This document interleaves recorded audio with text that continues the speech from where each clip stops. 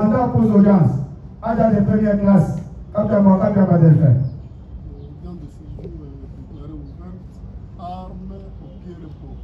Arme-major.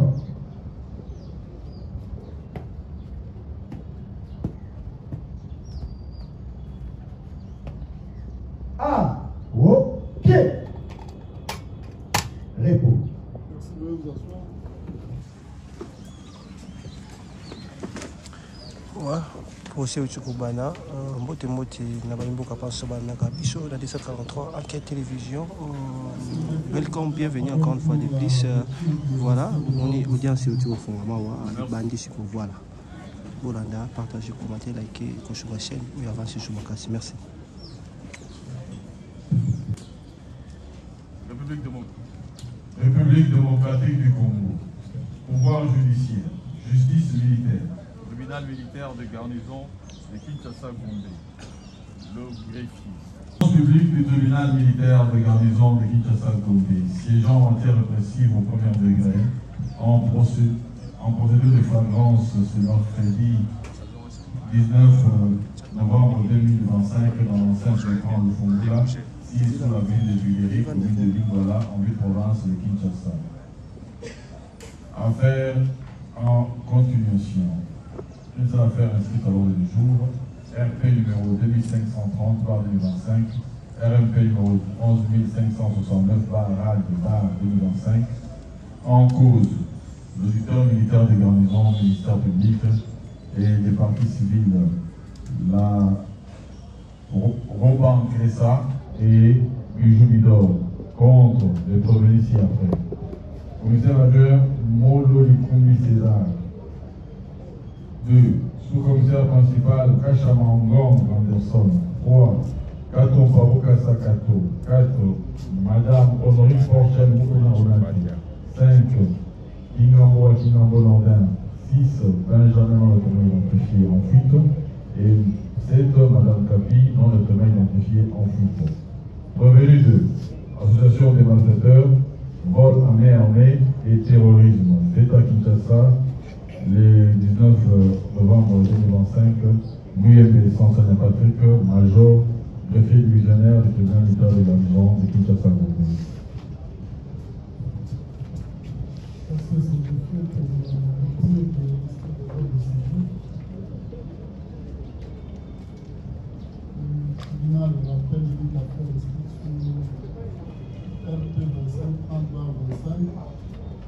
RLP 11-569/RAD/25 en cause de l'auditeur militaire de garnison du Stade public. La partie civile Raoubal, c'est Bijou Bidor, contre l'auditeur commissaire Albert Molo Likumbi César. Revenu sur commissaire principal Kachamangong Anderson. Revenu Kato Mpaboka Sakato. L'applaudi Honorine Porchel Moukona Ronati. L'applaudi Kingambo Akinambo Nordin. L'applaudi Benjamin ainsi que Kapi qui sont en fuite. Au cas de la loi, vous avez la attendez. Faites d'abord acte de différentes comparaisons. Nous commençons par les parties civiles. La partie civile Rabank SA, comparée représentée par ses conseils. Charles Mouchizi, je suis avocat au barreau de Kinshasa. Charles Mouchizi, je suis avocat au barreau de Kinshasa.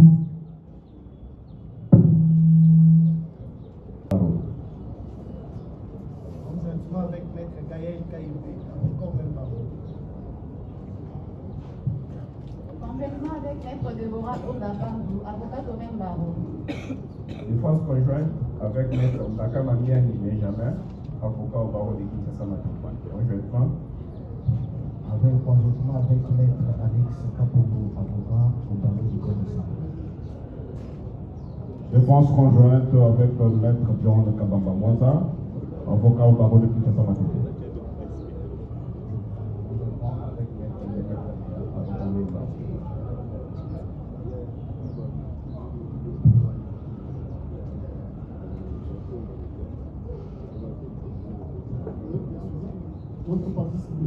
Le conseil, maître Chéri Lokole Dieudonné, je suis avocat au barreau près la cour d'appel de Kinshasa Matete, conjointement.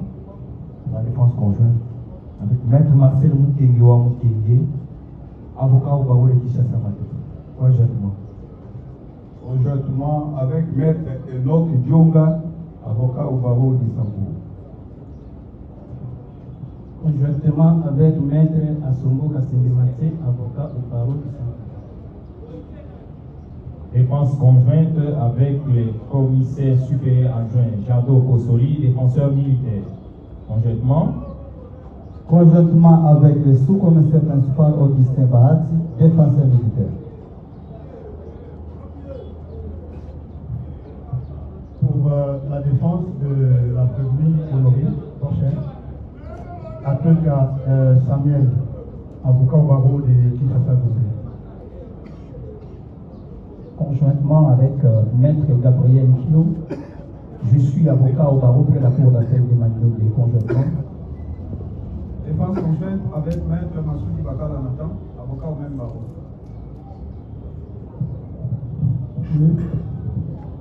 Monsieur le Président, votre honneur, maître Seda Fukula, avocat au barreau du Kinshasa Gombe, assiste le prévenu Ngambo et Katompa conjointement.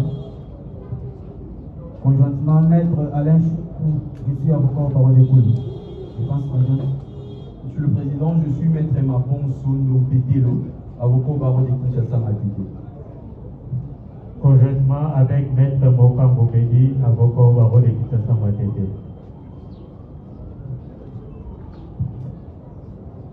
Tout en présentant nos sincères excuses pour les retards indépendamment de notre volonté, la partie civile Bijou Bidor, comparée représentée par son conseil, maître Moua Djonga, je suis avocat au barreau de l'Équateur. Merci. Je noter que le prévenu présent comparaissent assister de leur conseil. Les parties civiles sont représentées également par leur conseil respectif. Le prévenu Benjamin Kapi ne comparaissent pas dans le séjour, bien que régulièrement notifié de la présence de l'audience via le différent médical. Cela étant, M. Logan, alors vous avez la parole pour recourir quant à leur comparaison. Merci pour la parole, Monsieur le Président. Honorable membre de la proposition,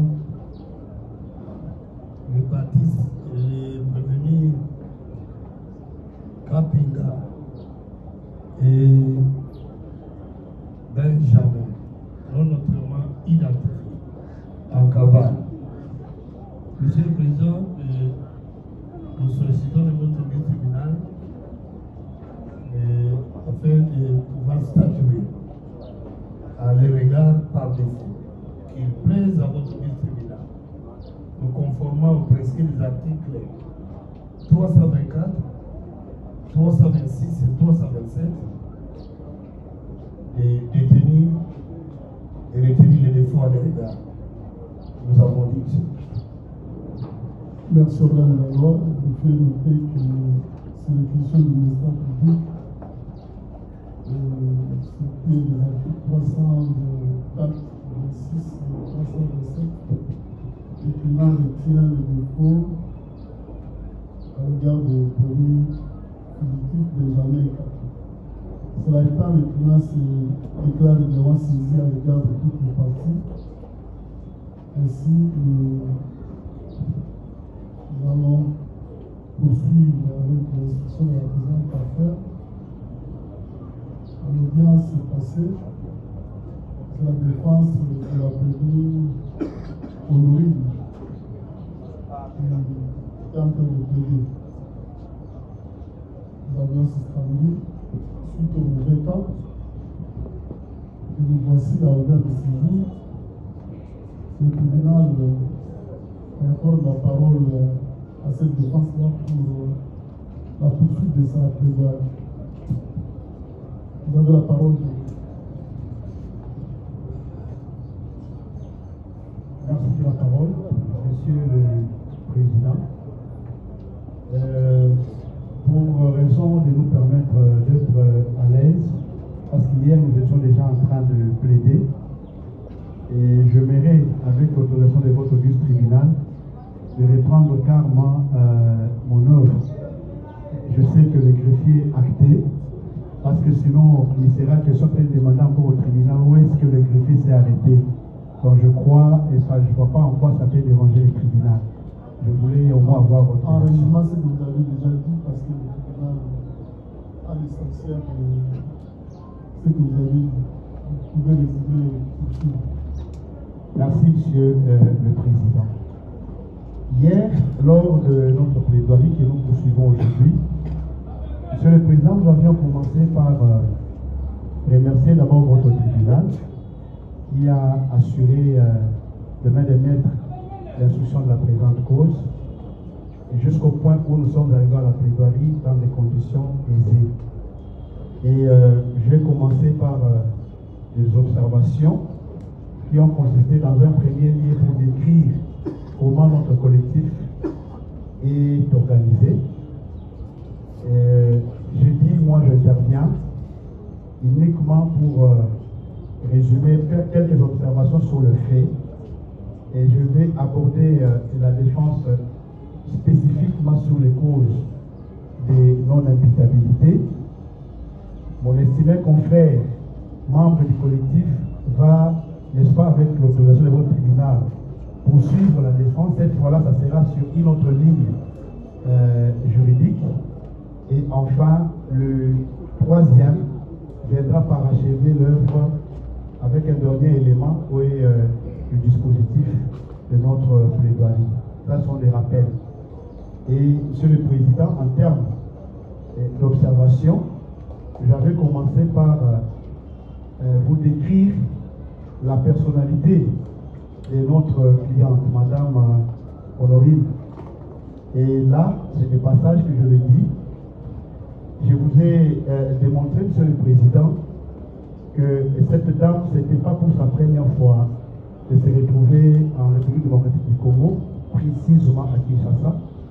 C'est sa terre natale. Je crois qu'aujourd'hui, ressortissante de la République d'Allemagne, c'était la 5e fois qu'elle était en séjour à Kinshasa. Pour dire que toutes les 4 autres fois qu'elle a été à Kinshasa, elle n'a pas posé l'acte qui justifie, n'est-ce pas, le présent procès, pour des raisons que nous allons vous démontrer tout à l'heure lors de notre plaidoirie. Je vais relever aussi, Monsieur le Président, qu'elle est une mère de 4 enfants. Et les 4 enfants vivent avec elle en Allemagne. Je l'ai dit hier qu'au moment où nous plaidons cette cause, ces enfants, à cause de l'absence de leur mère, sont abandonnés à leur triste sort. Surtout que ce voyage, je l'avais décrit hier, je crois, ce n'était pas effectué dans des conditions que toute personne organise son voyage. Pour des raisons aussi que nous allons, n'est-ce pas, développer dans notre plaidoirie. Parce que même les enfants étaient surpris d'apprendre que leur maman était à Kinshasa. Heureusement, l'Allemagne étant un État organisé, ces enfants aujourd'hui sont quand même sous la protection de l'État allemand, quoique sous la cause de cette absence justifiée de leur maman. Un autre élément, à titre d'observation, Monsieur le Président, je vous ai dit aussi que c'est une femme qui vit en séparation, pour les raisons que nous allons, n'est-ce pas, développer tout à l'heure, parce que la rupture de la relation avec le père de ses enfants était liée au comportement de la dame. Ça a été crié ici et par le ministère public et par le parti civil, qu'il y a des choses qui ont été boutiquées et je crois que c'est le moment de redresser les choses et de les dire de manière nette et correcte. Monsieur le Président, je l'ai dit aussi hier que c'est le 11 que la première Honorine avait quitté l'Allemagne, le 12 elle était à Kinshasa pour un court séjour parce qu'en date du 17 elle devait regagner son pays. Le fait ont été commis le 16, c'est le 17 que son retour dans son pays était prévu. Toutes ces observations, Monsieur le Président, ce n'est pas en vain que nous les formulons et vous allez les découvrir tout à l'heure lorsque nous allons aborder, n'est-ce pas, les aspects juridiques. Nous plaidons dans des conditions où nous avons du mal même à exploiter. Police audience. Si vous pouvez nous aider, parce qu'on pourrait recourir à un ouvrage, on pourrait recourir, on est dans des conditions vraiment compliquées. Alors, Monsieur le Président, ça nous met pas en difficulté de poursuivre. Ces observations faites, Monsieur le Président, en droit, nous l'avons dit, lors même de l'instruction de la présente cause, que nous nous retrouvons en face de ce qu'on appelle en droit les causes de non-imputabilité. Les causes de non-imputabilité. Et Monsieur le Président, nous l'avons dit que c'est des mauvaises foi, que c'était des mauvaises foi, que les partis qui ont plaidé hier se sont mis dans des contradictions. Il y en a qui ont parlé tantôt de dépression, il y en a tantôt qui sont revenus pour corriger, pour dire effectivement qu'il s'agissait des causes de non-imputabilité. Mais comme c'est un moyen que nous-mêmes nous vous avions présenté, je crois que c'est le moment d'en développer de manière correcte. Nous l'avons relevé hier, Monsieur le Président, que les causes de non-imputabilité, en réalité, Monsieur le Président, aujourd'hui, dans notre pays, en droit positif congolais, les causes de non-imputabilité qui hier étaient considérées, où le juge faisait recours à ces causes en se basant ou en les considérant comme des principes généraux de droit, aujourd'hui, ils sont, n'est-ce pas, coulés. Ces causes sont coulées dans la loi. Et le statut a légiféré et nous l'avons dit hier. Et c'était quand même important, Monsieur le Président, de paraphraser ou de résumer pour dire, pour mieux, je n'apprends pas une leçon au tribunal, Monsieur le Président, pour juste rappeler que ces causes, Monsieur le Président, au fait, font allusion dans le sens que si jamais le tribunal arrive à le retenir, la conséquence de droit, c'est l'irresponsabilité de l'agent à qui le fait infractionnel sont reprochés. Pour quelle raison? Pour la simple raison que le législateur a estimé qu'il est inadmissible que cette personne qui doit diriger la peine, cette personne qui doit être considérée comme coupable, cette personne à qui on doit imputer le fait infractionnel, soit reconnue comme telle alors que ces facultés mentales ne sont pas en place. Et c'est en fait un petit résumé ou un petit rappel que je voudrais ici faire. Vous savez, en d'autres termes, Monsieur le Président, lorsque ces causes sont prises en considération par le juge que vous êtes, la conséquence c'est l'acquittement pur et simple de l'auteur ou de l'agent. Et nous l'avions relevé hier, Monsieur le Président, en droit congolais, il y a 4 causes de non-imputabilité. Et la loi est claire là-dessus, nous allons y revenir pour les raisons de l'appel. Nous avons parlé en premier lieu de la démence, et c'est là où nous allons articuler notre argumentaire, Monsieur le Président. En second lieu, il y a la contrainte irrésistible, il y a les règles invincibles, et il y a la minorité. Est-ce que nous avons intérêt à développer les 3 autres? Je ne pense pas, parce que nous n'allons pas naviguer sur ces terrains. Nous restons ici, n'est-ce pas, dans le terrain de la demande.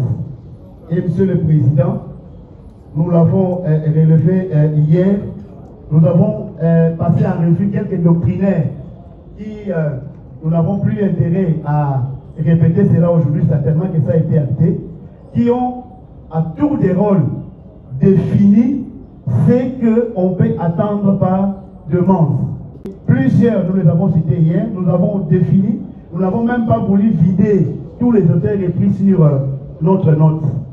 Et dans notre doctrine interne, nous avons fait allusion à l'éminent professeur Nyabirungu, Monsieur le Président, et tant d'autres, qui résume en fait la demande sur l'altération, n'est-ce pas, de la faculté mentale de l'individu. S'il faut le résumer, tout ce que ces auteurs ont développé, Monsieur le Président, ça veut simplement dire, lorsque on atteste que X personnes souffrent de la démence, ça veut dire en d'autres termes que ces facultés mentales, c'est-à-dire ce qui permet la personne à être conséquent des actes qu'il pose et des conséquences que ces actes peuvent causer en retour, cette faculté-là fait déficit dans le chef de cette personne-là.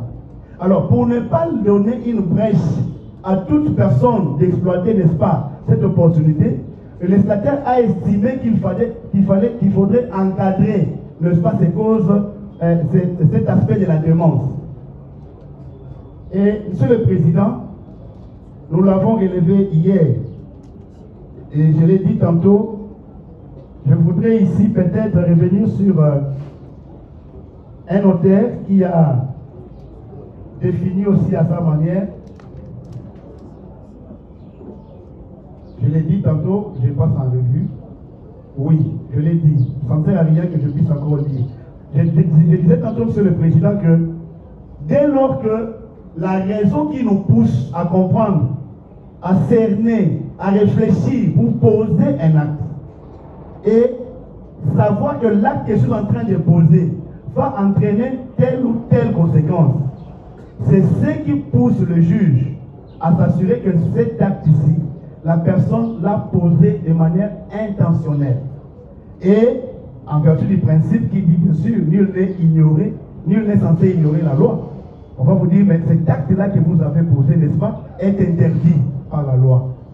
Et c'est tout à fait normal que le prévention, le droit qui sont retenus à charge de notre client soit, n'est-ce pas, explicité, commenté par l'organe de la loi comme il l'a fait. D'accord. Mais il se pose maintenant un problème sur cet aspect des choses. Monsieur le Président, nous l'avons dit que la demande, dès lors qu'elle affecte négativement la faculté mentale de l'individu, l'acte posé par celui-ci n'entre plus dans le champ répressif. N'entre plus dans le champ répressif. C'est ça, en fait, en réalité, la conclusion qu'on peut tirer des effets de la demande. C'est-à-dire, ça rend l'agent ou l'auteur de l'acte irresponsable pénalement. Monsieur le Président, ça a été dit hier par l'organe de la loi, mais je crois que c'était à dessein qu'il était en train de développer ces conditions. Il a dit qu'il y a des conditions pour que la demande soit retenue. Nous disons oui, il a raison. La première condition, Monsieur le Président, c'est que la demande doit être contemporaine à l'acte incriminé. Contemporaine à l'acte incriminé. En d'autres termes, Monsieur le Président, c'est une doctrine qui vient éclairer en fait cette pensée. Le prévenu qui, au moment des faits, se trouve dans un état grave de déséquilibre mental, le rendant incapable de contrôler ses actes, bénéficie de la cause de non-imputabilité, même s'il ne se trouve plus dans cet état au moment du jugement. Je suis dans l'ouvrage, je vais me passer l'ouvrage de mes confrères, du professeur Nyabirungu. Monsieur le Président, vous allez le lire à la page 282. 282. Traité de droit pénal général congolais, deuxième édition.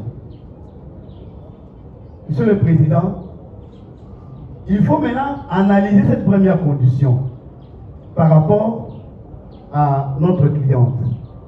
Est-ce que la demande à laquelle nous faisons allusion est contemporaine par rapport à l'acte incriminé? Nous disons oui. Pourquoi? Nous l'avons relevé hier dans nos observations, Monsieur le Président, que ce n'est pas l'acte aujourd'hui qu'on est en train de lui reprocher, qui est l'acte générateur, cette dame que vous voyez, nous l'avons dit hier, c'est depuis déjà sa minorité qu'elle était victime de ce que la partie Raobank a appelé dépression. Monsieur le Président, elle a fait de mois et de mois dans des centres neuropsychiatriques en Allemagne. Ce que j'ai développé et soutenu par des pièces qui existent dans les dossiers. Et ces pièces-là, ce ne sont pas des pièces qui datent d'aujourd'hui. Il y a un rapport que j'ai déposé, n'est-ce pas, au tribunal. D'ailleurs, ce rapport-là est en langue allemande. Elle vous retrace l'historique avec un commentaire que nous avons fait en français. Vous avez la compétence, l'attitude, Monsieur le Président, de recourir même avec un interprète qui peut vous lire les contenus.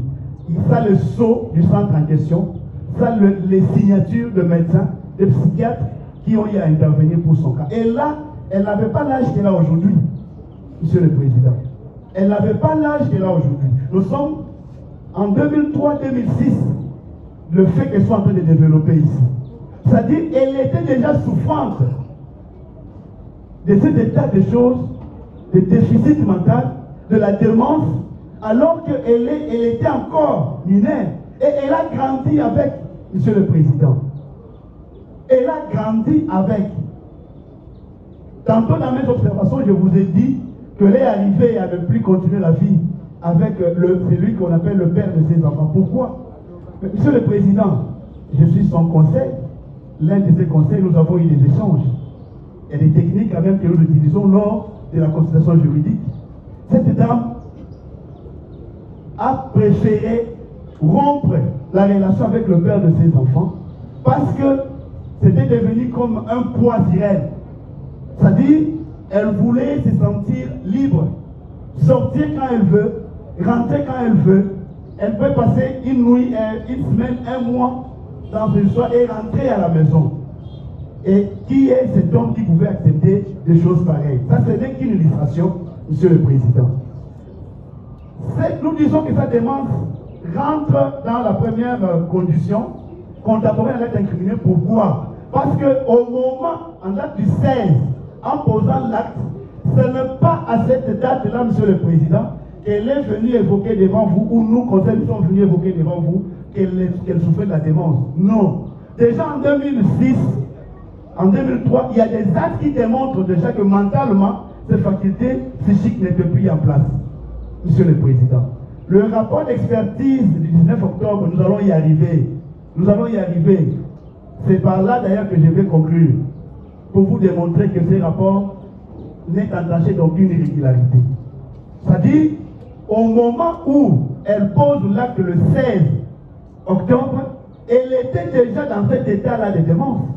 Monsieur le Président, qui est ce criminel-là, s'il faut l'appeler ainsi, criminel, qui peut organiser un tel événement ou une telle action, c'est-à-dire même pas dans un petit shop d'un quartier, ce n'est pas dans un petit monsieur qui a une table en train d'échanger l'argent, mais une banque.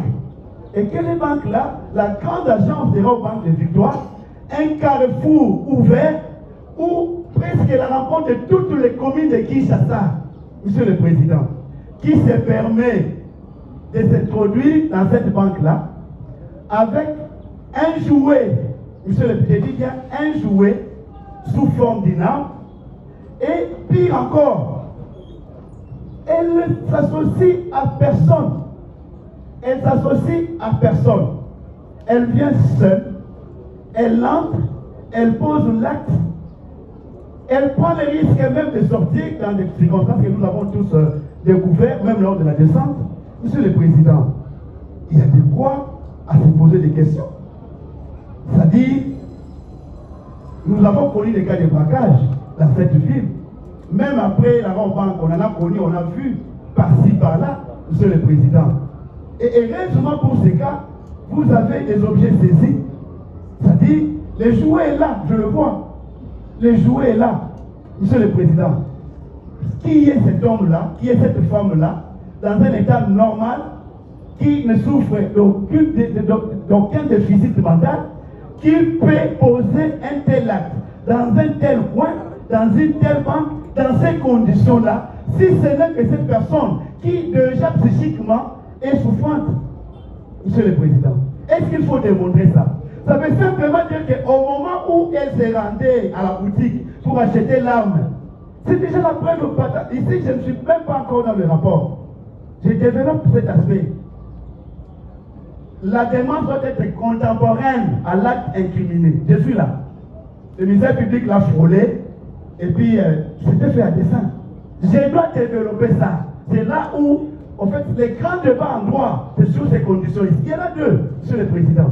Et c'est là où vous allez réfléchir pour dire oui, il y a lieu de retenir ou pas la demande. Monsieur le Président, avant même l'achat des l'arme, elle était déjà dans la demande. Elle quitte l'Allemagne pour arriver à Kinshasa dans la demande. Elle n'est pas une femme d'affaires. Elle n'est pas venue acheter. Elle est venue ici, elle n'a rencontré aucun membre de sa famille. Aucun.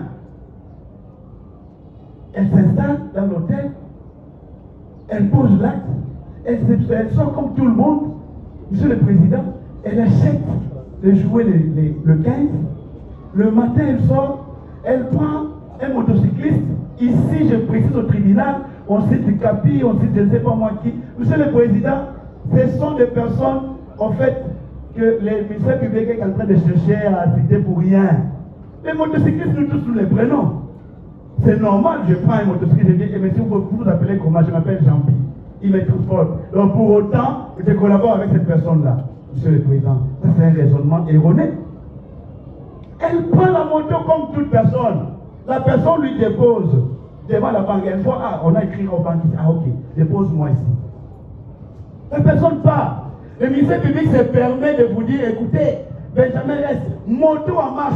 Monsieur le Président, c'est quand même grave. Moto, c'est comme si le ministère public était là, donc il a vu la moto. Alors il n'y a même pas la preuve, je ne sais pas moi, la moto était de quelle couleur, c'était dans quelle position, rien n'était. Mais elle se permet d'affirmer des choses comme ça.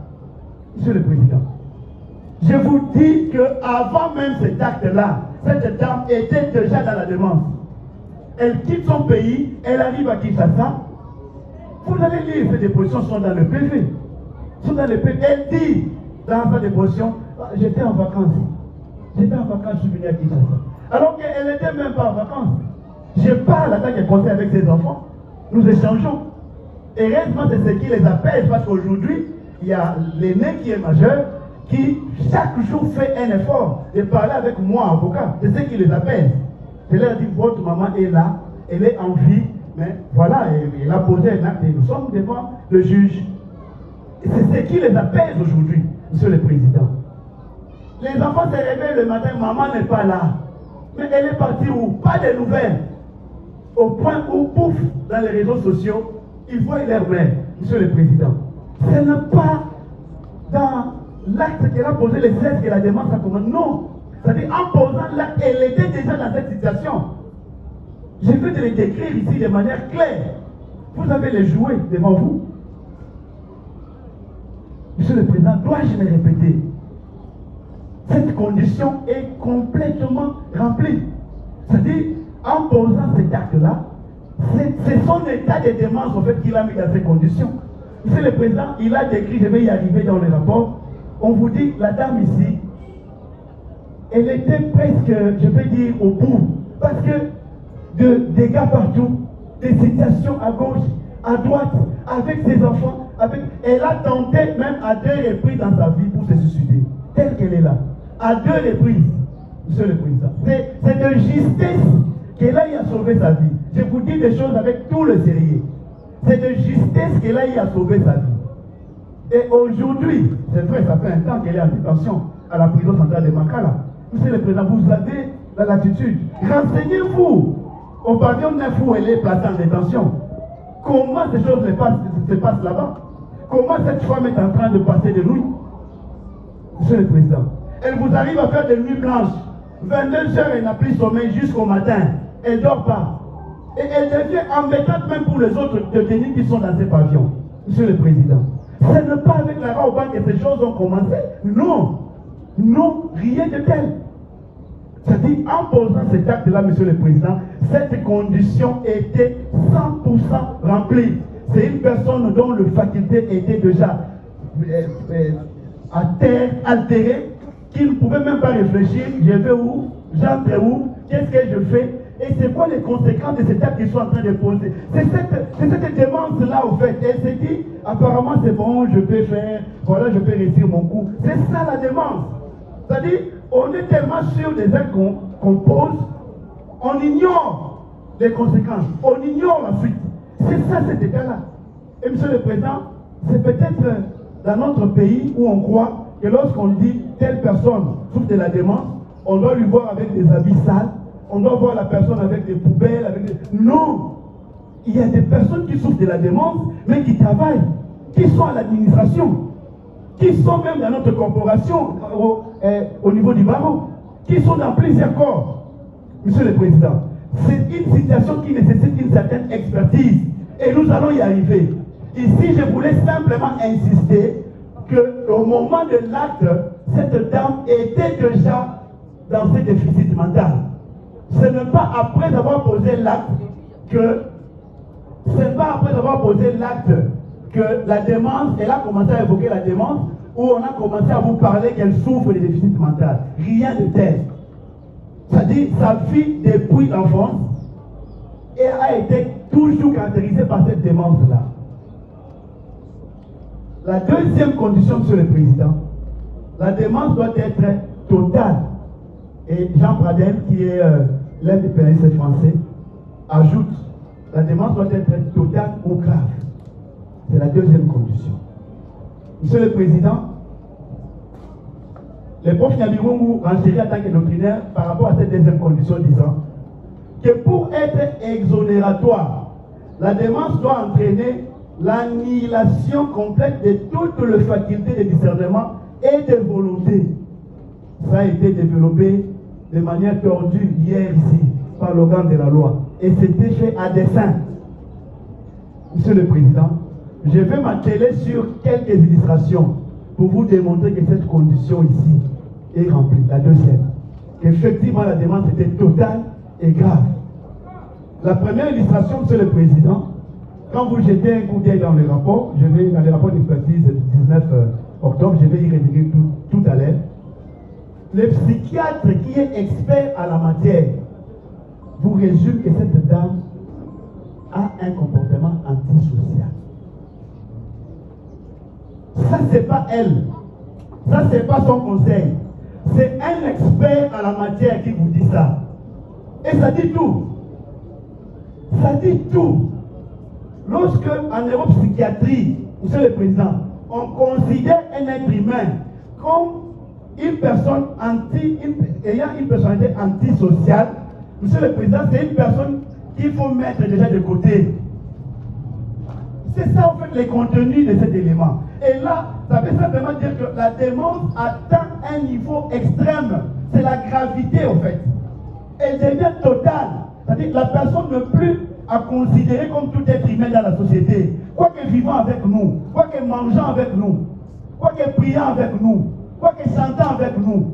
Vous allez comprendre cela des fois dans des réactions, des fois dans des attitudes, des fois dans des interventions.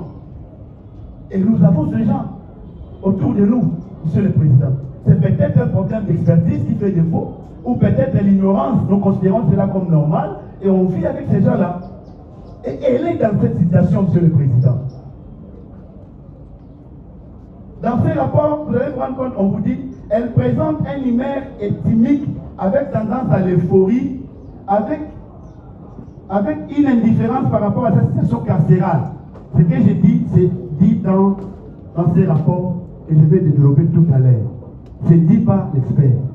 Ça veut simplement dire, Monsieur le Président, la personne atteint un niveau où, quand elle vous dit des choses, elle peut être devant une situation extrêmement grave.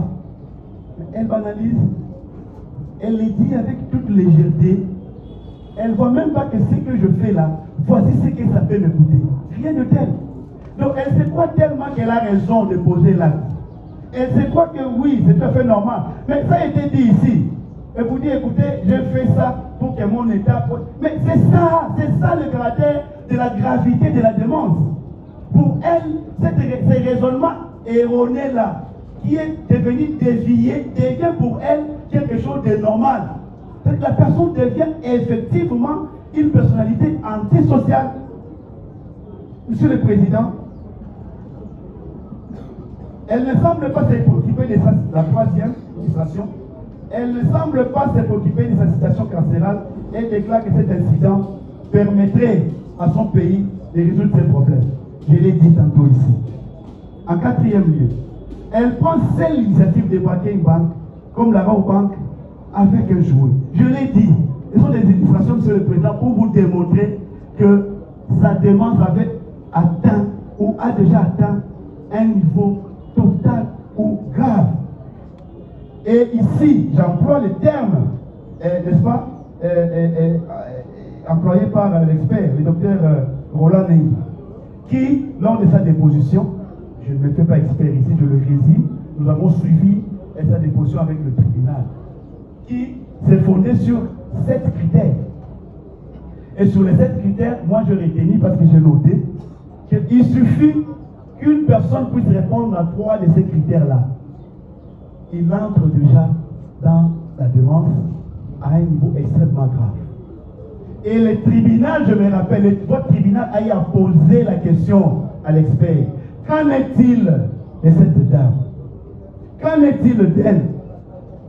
Et l'expert, je crois que ça a été acté dans le primitif d'audience, l'expert vous a dit sur le 7, elle répond à 6. Sur 7, elle répond à 6.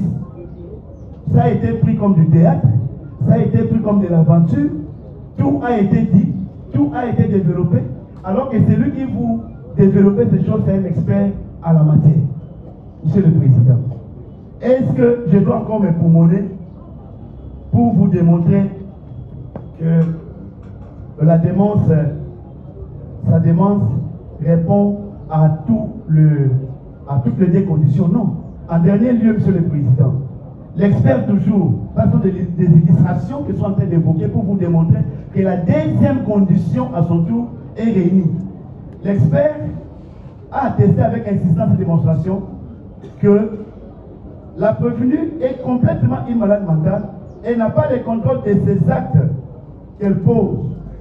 Dans son rapport ici, Monsieur le Président, parmi les recommandations, c'est dit, je l'avais même relevé lors d'une des audiences, et là, il a insisté pour que cette dame soit placée à un suivi neuropsychiatrique.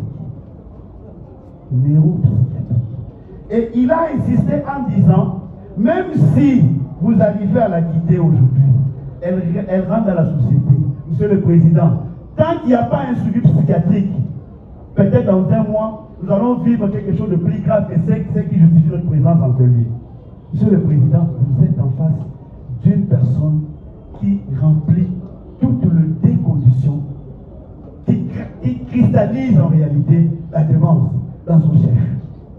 Monsieur le Président, je m'en vais à une illustration qui va peut-être nous dépasser tous. Je suis toujours dans l'ouvrage du prof Nabimou, Monsieur le Président, à la page 284. Ici, c'est un cas concret qui est plus grave même que ce que la dame et votre tribunal est en train de reprocher à la dame. Il dit ceci, Monsieur le Président. Je suis à la page 284. Traité des droits pénals général congolais du prof Nabimou. Il donne un cas. Parce que je ne voulais pas ici m'asseoir que sur le cas de notre client. Je vous donne un cas. Et ici, nous sommes, Monsieur le Président, au XVIIe siècle. C'est le cas que je suis en train d'évoquer. Nous sommes au XVIIe siècle. Précisément 1760 quelques. Monsieur le Président, le cas d'un certain Hatfield qui croyait, suite à sa démence, cette personne-là, Hatfield, croyait que tout le monde, croyait que le monde ici qui nous réunit, touchait à sa fin. Et que selon lui, et selon un ordre de Dieu, il devait les sauver. Elle était malade, elle prend un jouet. Monsieur le Président, c'est pour vous démontrer que l'acte lui reproché, oui, c'est vrai, il est totalement clair avec le tribunal. Nulle part il va dire que je n'ai pas pris l'argent. Nulle part il va dire que je n'ai pas pu entrer à la banque.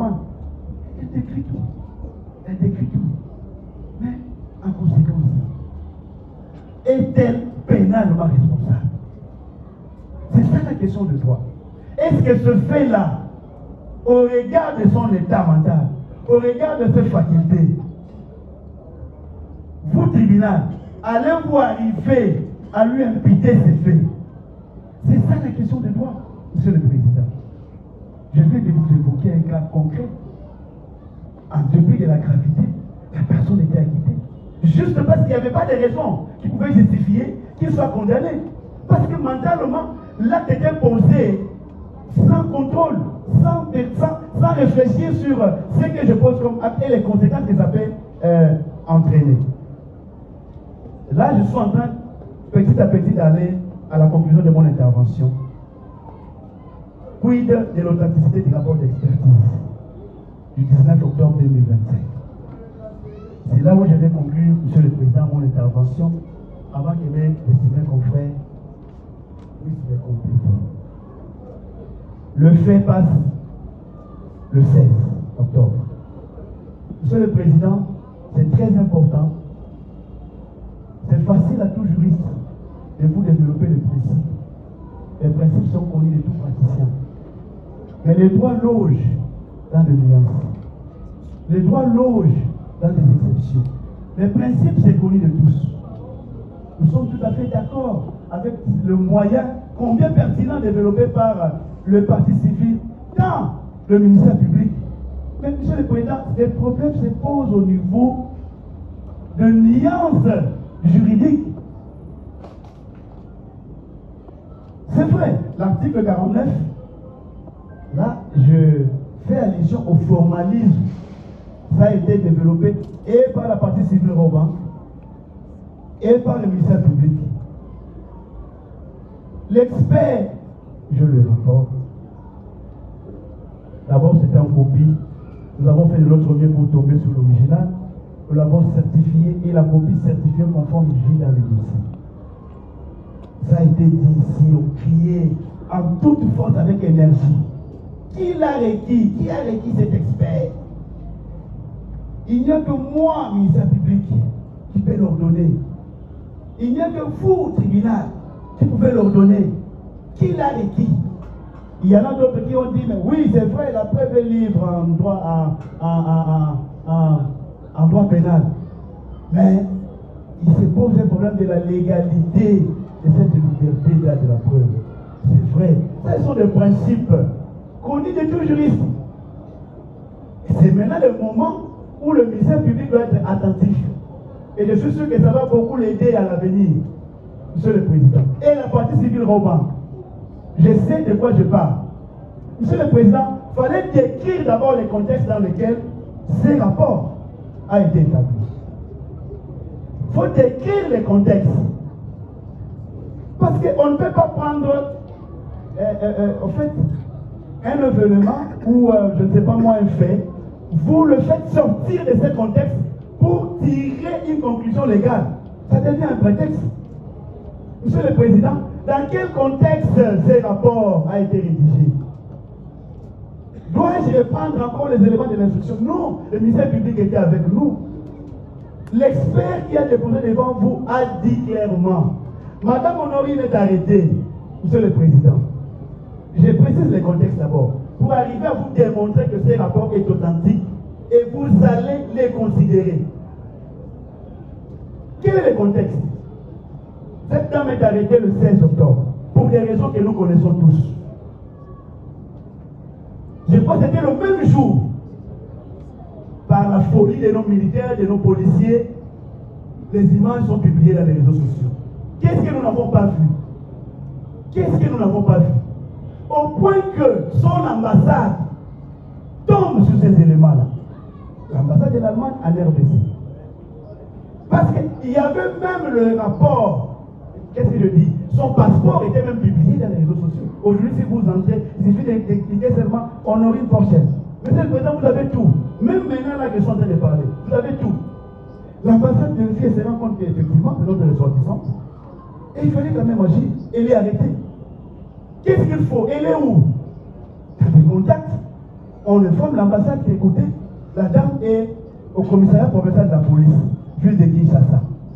Ici, c'est 24. Il fallait quand même arriver, il fallait quand même faire quelque chose. Mais écoutez, qu'est-ce qui se passe? On monte, on voit des images d'idents tabassés, d'idents déshabillés, nudité publiée, le sang coule de partout. Mais écoutez, on ne peut pas quand même aller là-bas seul. Prenons quand même le médecin. Et les médecins, on va les avoir où? Mais il n'y a pas une organisation qui s'occupe. Oui. Il y a une organisation IPAS. Est-ce qu'on peut les appeler? L'ambassade contacte. Je vous précise les contextes, Monsieur le Président, pour arriver à l'authenticité de ces rapports. C'est très important ce qu'ils sont en train de développer. L'ambassade contacte l'organisation. Voilà, nous avons un cas de X dame. Est-ce que vous pouvez nous aider? Mais l'organisation dit, mais écoutez, c'est dans nos attributions. C'est dans le cadre de nos activités. C'est quoi le cas? Voilà, il y a ceci, il y a ceci. Au regard de la narration des faits, l'ambassade, c'est même pas l'ambassade, c'est IPAS qui estime que non. Je crois que ça sera important qu'il y ait quand même un neuropsychiatre. Ce n'est pas l'ambassade qui a fait recours à l'expert qui a déposé ce devant vous. Non. C'est IPAS. Et il a été contacté par un médecin de IPAS qui débarque sur le lieu. Monsieur le Président, les dossiers est au commissariat de la police, comme je l'ai dit, sous les gestions du commissaire divisionnaire, je cite le général-major Kabasele Tianana Valentin Calais. Parce que le nom du général était cité. Mais je donne son nom. C'est devant lui que ces faits se passent. Ça arrive, les médecins sont là. En tant qu'OPJ, instruisant les dossiers, est-ce qu'il y avait des raisons de refuser une telle demande? La dame, à ce moment-là, les faits sont passés le 16, Monsieur le Président. Le 16, le 17, le 18, cette dame, sans bénéficier d'un quelconque soin. Sans bénéficier d'un quelconque soin. C'est grâce à cette initiative-là que les médecins se pointent et la prennent en charge, Monsieur le Président. Et sur le champ, chacun devait, n'est-ce pas, intervenir selon dans les domaines de sa compétence. C'est dit dans ces rapports ici. Ce n'est pas de manière privée que le neuropsychiatre a commencé à posséder. Ce n'est pas de manière individuelle que le médecin Jean-Claude Aypas a commencé à consulter la dame. Ce n'est pas de manière hasardeuse que le médecin de la police nationale, qui est cité dans ces rapports, a été autorisé à poser les actes. Et il y a même une sage-femme, c'est le président. Ils sont en 4. Docteur Jean-Claude Moulouda, médecin général IPAS. Docteur Roland Ney, neuropsychiatre, centre neuropsychopathologie de Kinshasa. Madame Cécile Louzolo, sage-femme, chef de service maternité, centre militaire de référence de Loano. Docteur Serge Kabangou, interniste, médecin de la police nationale congolaise. Monsieur le Président, il pose les actes devant le général nommé. Monsieur le Président, ça c'est la première précision de taille. Nous sommes le 19 et ces rapports est établi. Un ou deux jours après, Monsieur le Président, je suis saisi en tant que conseil. Je devais me rendre au commissariat de la police. Alors que les rendez-vous étaient pris pour nous retrouver à la police, une heure avant l'heure du rendez-vous, je reçois un coup de fil qui me dit, écoutez, la dame n'est plus à la police, nous venons de les transférer à l'auditorat général. Monsieur le Président, je l'ai dit dans une des audiences ici que la première fois mon contact avec ma cliente, c'était à l'auditorat général. Et nous étions bien reçus par le général Ekoulia, qui nous a donné suffisamment de temps pour échanger avec la dame. À ce moment-là, Monsieur le Président, moi qui vous parle, je ne pouvais même pas imaginer qu'il y avait ces rapports. Je vous l'ai dit. Ce que je vous décris, c'est parce que j'ai suivi le cheminement. C'est après, je me dis, ok, maintenant, je dois poser les actes et tout. Mais écoutez, est-ce qu'il n'y a pas quelque chose que vous... Depuis qu'elle a été arrêtée, je tombe sur la photocopie de ces rapports. Monsieur le Président, je fais de mon mieux pour arriver à voir l'original. Je l'ai dit ici, l'original, ce n'est pas l'ambassade qui me l'a fourni, c'est l'ONG qui a pris l'initiative de consulter la date. Alors, les grands problèmes, Monsieur le Président, c'est la valeur accordée à ces rapports. C'est vrai, quand on évoque l'article 48-49 du Code de procédure pénale, il n'y a pas de débat à faire.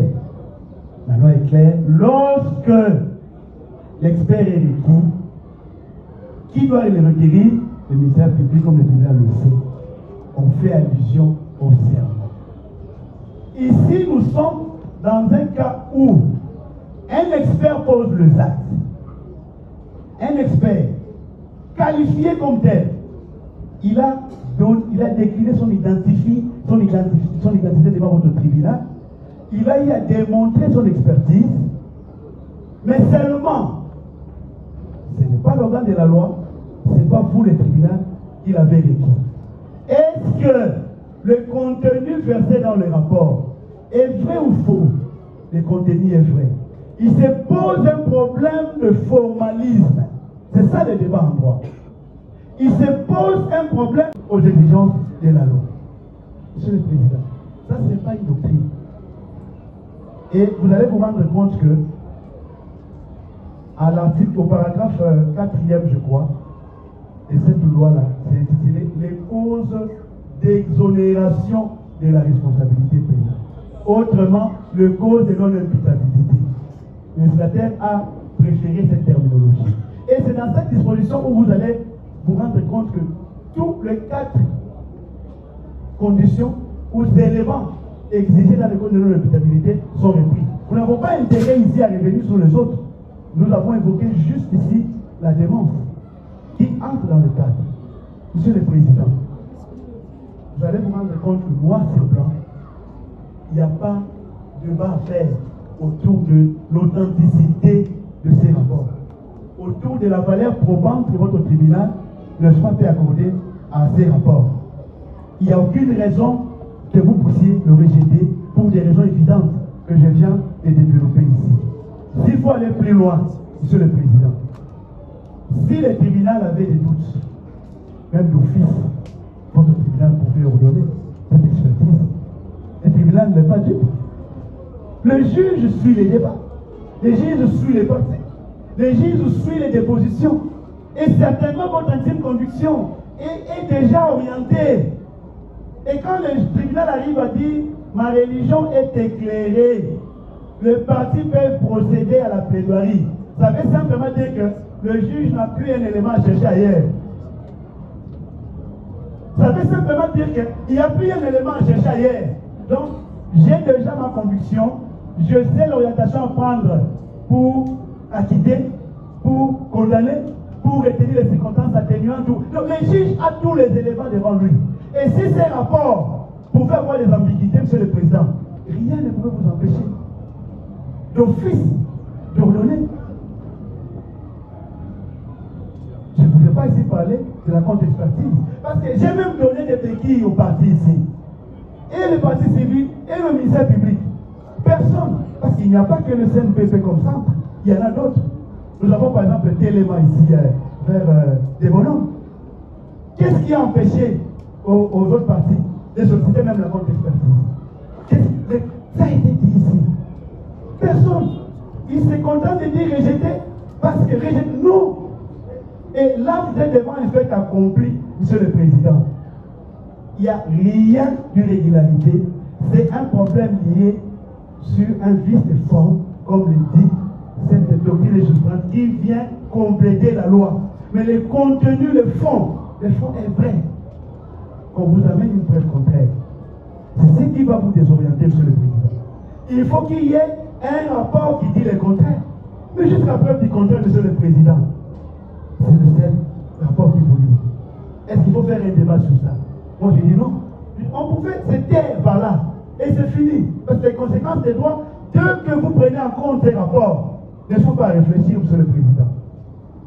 Mais comme le tribunal, votre tribunal reste souverain, pas impossible ou par magie, le tribunal peut arriver à dire, moi, tribunal, je rejette. Je l'ai dit, à toute fin utile. C'est la raison d'être de mon prédécesseur de tout à l'heure. On pouvait se limiter là, on dépose notre note, Monsieur le Président. Mais comme nous plaidons à toute fin utile, nous plaidons à toute fin utile, parce que ce ne sont pas nos paroles qui vont vous pousser, n'est-ce pas, à...